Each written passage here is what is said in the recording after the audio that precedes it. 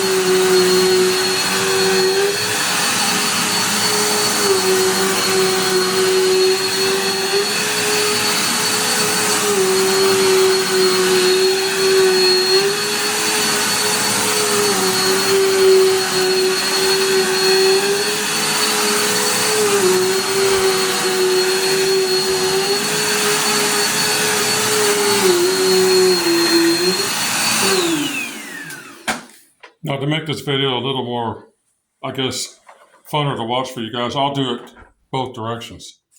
So, but I gotta keep my cord constantly moved around. Boy, this thing is a flimsy little, I mean, they're not a heavy vacuum, so, but anyway, we'll do the other direction real quick.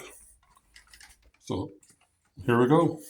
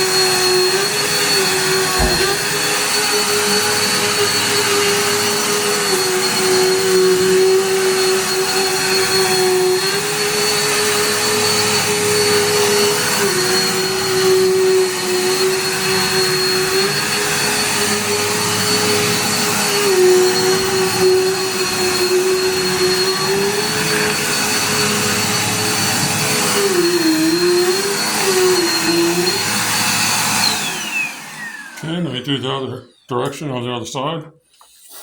Oh, the things I do to try to help. I know a lot of people want to see this vacuum. That's why I'm doing this. So I'm just kind of going on my way to make a nice little video with this machine. People like it, so I'm making videos with it a little bit just to be cool.